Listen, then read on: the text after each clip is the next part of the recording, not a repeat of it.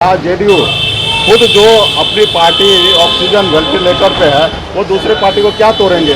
एक आदमी को दो आदमी पूरा रोड से उठा के अपने ज्वाइनिंग कर लेने से नहीं होगा। नीतीश जी इस चुनाव के बाद रिटायर होंगे और रिटायर होंगे तो उनकी पार्टी स्वतः खत्म हो जाएंगे। उनके सैकड़ों लोग रोज हम लोगों को ज्वाइनिंग करते हैं, लेकिन हम लोग ये मीडिया में क्या लाएंगे। आज जो हमारे पास जितने भी लोग हैं कार्यकर्ता है कहाँ से आए, सब नीतीश जी के पास से आए, क्योंकि हमारे पॉलिटिकल पार्टी नहीं बनने से पहले अति पिछड़ा का राजनीति नीतीश जी ही करते थे। और मदन सहनी हो या कोई भी हो, आने वाला समय में देखिएगा वो भी वीआईपी पार्टी में आएंगे। जेडीयू है जिनके इधर 10 करोड़ रुपया का बॉन्ड आके किसी ने रख दिया और बैंक में डिपॉजिट कर लिए और बाद में कहे कि ये ट्रक बॉन्ड जो है 10 करोड़ किसी ने ला के रख दिया। अरे भाई, आपके पास आप लोग है ना, काम देते हो, धंधा देते हो, चंदा लेते हो। हम लोग गरीब लोग हैं, पिछड़े लोग हैं, हम लोगों पर जितना आरोप लगाना लगाइए। बिहार में प्रथम चरण का मतदान 19 अप्रैल को होना है। ऐसे में तमाम नेता अपना दम लगा रहे हैं कि प्रथम चरण के तमाम जो चुनाव होने हैं जिस सीट पर, उस पे चारों सीट कैसे जीत पाए। एक तरफ एनडीए है तो दूसरी तरफ एनडीए गठबंधन है। एक तरफ मोदी लगातार बिहार दौरे पे आ रहे हैं तो वहीं दूसरी तरफ इंडिया गठबंधन के लोग भी पूरा दमखम लगाए हुए, नेता प्रतिपक्ष तेजस्वी यादव हो या मुकेश सहनी, लगातार सभा में जा रहे हैं और चारों लोकसभा क्षेत्र में भ्रमण कर रहे हैं। इसी क्रम में मुकेश सहनी सभा में जाने से पहले जब उनसे सवाल किया गया, देश के प्रधानमंत्री मोदी तीसरी बार बिहार दौरे पे आ रहे हैं तो इसको लेकर के खूब भड़क गए। क्या कुछ कह रहे हैं मुकेश सहनी, सबसे पहले उनकी बातों को सुने। बार बार आ रहे हैं, स्वागत है प्रधानमंत्री जी को। तो यहाँ का लिट्टी चोखा खा के जाइए। और मैं आपसे जोर के आग्रह करता हूँ कि बिहार के युवा को, बिहार के लोगों को इतना मूर्ख मत समझिए।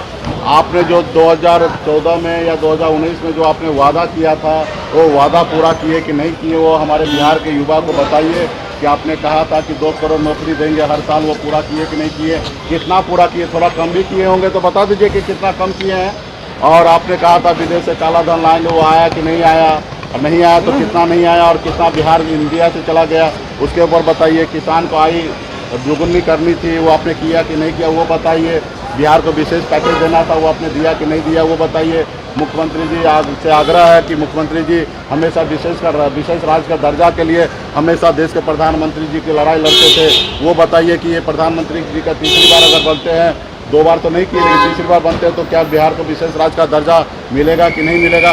ये सब बातें आप बिहार के लोगों को बताइए। सिर्फ आके दुनियादारी का भाषण दे के जाना, ये हमारे लगता है कि हमारे बिहार के लोगों के लिए, बिहार ही के लिए ये कहीं ना कहीं गलत समझते हैं आप लोग, इसलिए हम लोगों को गुमराह करने के लिए आते हैं। तो आपसे हाथ जोड़ के आग्रह है कि बिहार के लोगों को जो आप 10 साल में है काम के, उसको रिपोर्ट कार्ड बताइए। आगे क्या कीजिएगा वो मत बताइए, हमको पता है कि आगे आप क्या कीजिएगा ना, जो पहले किए वही कीजिएगा आगे, लेकिन जो पहले किए हैं वो बताइए कि आपने क्या क्या किया है बिहार के लिए। बिहार में एयरपोर्ट आपने कहा था कि पूर्णिया में चालू हो गया, क्या चालू हुआ कि नहीं हुआ, वो बताइए।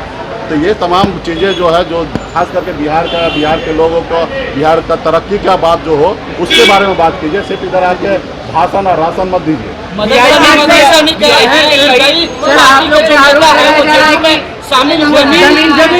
जमीन लेकर के टिकट दिए आप लोग। तो देखिए, सत्ता पक्ष में है, वो लोग कुछ भी बोलेंगे, उनका हम लोग क्या जवाब देंगे। अभी वही जेडीयू है जिनके इधर 10 करोड़ रुपया का बॉन्ड आके किसी ने रख दिया और बैंक में डिपॉजिट कर लिए और बाद में कहे कि ये ट्रक बॉन्ड जो है 10 करोड़ किसी ने ला के रख दिया।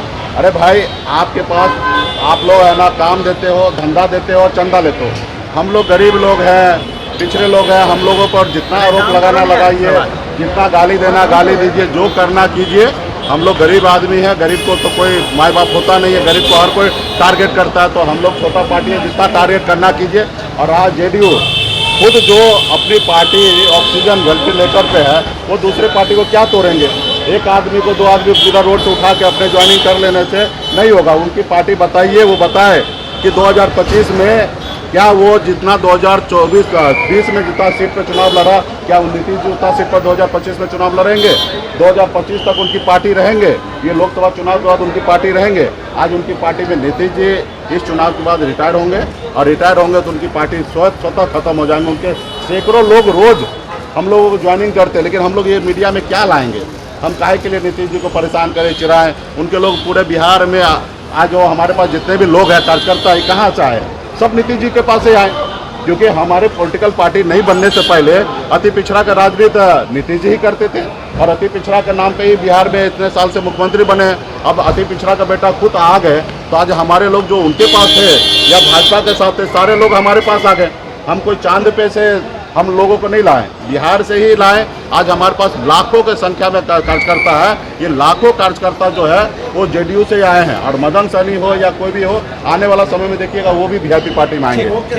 तो आप सुन रहे थे मुकेश सहनी का। उन्होंने साफ तौर पे कहा है कि मोदी जी अपने 10 साल के कार्यकाल का रिपोर्ट कार्ड जारी करे कि उन्होंने क्या कुछ किया है, आगे क्या करेंगे हमें भी पता है। वहीं पे उन्होंने बड़ा दावा कर दिया है, जदयू में सहनी समाज के लोग हो या बीजेपी में, चुनाव के बाद सभी सहनी हमारे साथ आ रहे हैं और जदयू के कई लोग आ गए, हम लोग मीडिया के सामने नहीं रखना चाहते। कमलेश कुमार, लाइव बिहार, पटना। YouTube पर सब्सक्राइब और Facebook पर लाइक जरूर करें।